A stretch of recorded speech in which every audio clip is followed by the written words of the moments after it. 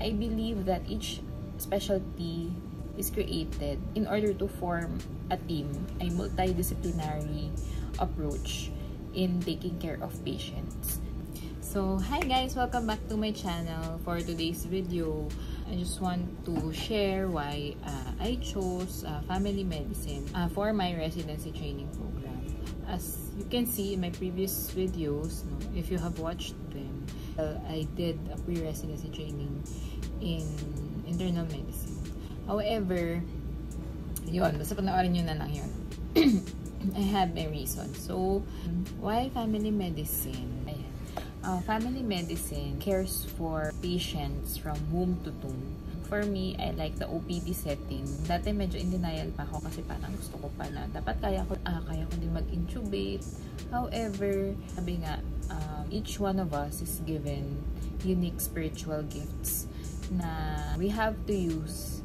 And I think for me, that's where I can excel. Well, not really excel, but I enjoy doing it. And it doesn't feel like so much work kasi nga gusto ko yung ginagawa ko. Of course, in order to make this decision, I had to be honest with myself na I didn't want to work in the ward setting. Nung nag-pre-res ako, naramdaman ko yun. Parang hindi ko talaga pala siya gusto. Tapos gusto ko yung nakikipag-chikahan sa mga lola, sa mga nanay. Gusto ko yung part ng counseling sa family medicine. Yung I can cater also to children and adult. However, I don't have to, deal with emergency situations. I prefer taking care of ambulatory patients and less of critical ones. Kanya-kanya din talaga tayo ng pina-prioritize, pina-value. That's why I had to make an informed decision. Yes, informed decision. Work-life balance is a priority for me. Though, it might not be the case in residency because regardless of the department, residency will always be demanding of our time. But eventually, pag naging consultants na, work-life balance is achievable. For me at least. Actually, let's be honest, I had a hard time deciding if I should go for family medicine. Because like in other countries, ang first line talaga should be family physicians. However, in our country, it's not the case. People prefer other specialty, especially yung more focused sa complaint nila. So, yun, inisip ko yun. Tapos, andun din yung mga, syempre, there are people saying na parang family medicine in some areas is belittled. I think it's just a matter of perspective.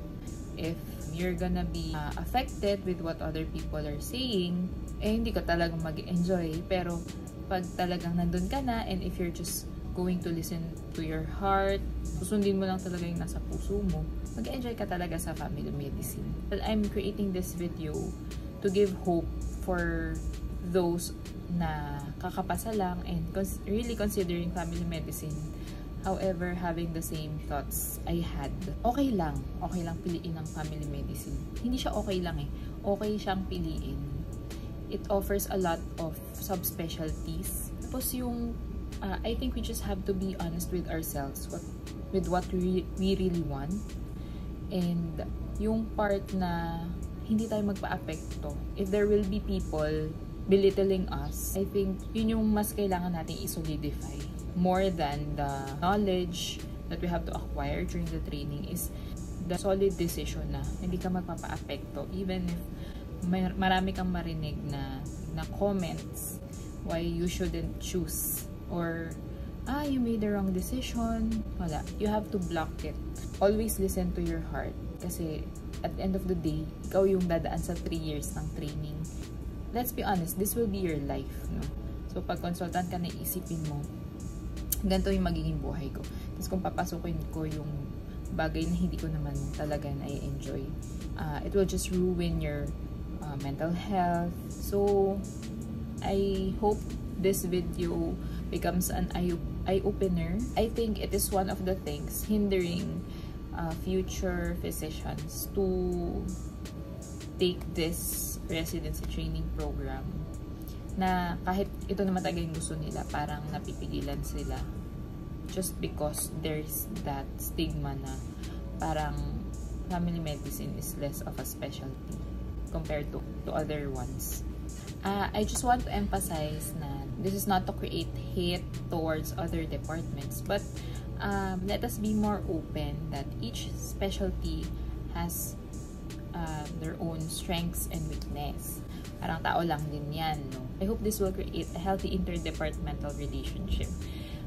Kung saan man kayong specialty mapunta, just share the same goal of taking care of patients, respecting each other as colleagues. So, ayun lang. If you guys have questions regarding family medicine, feel free to comment down below. Hey guys, so today is my first day as a pre-resident in family medicine. Takpan natin logo.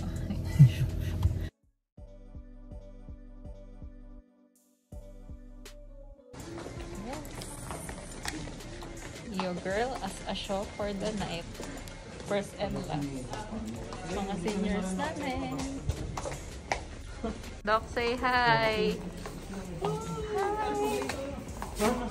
Hi!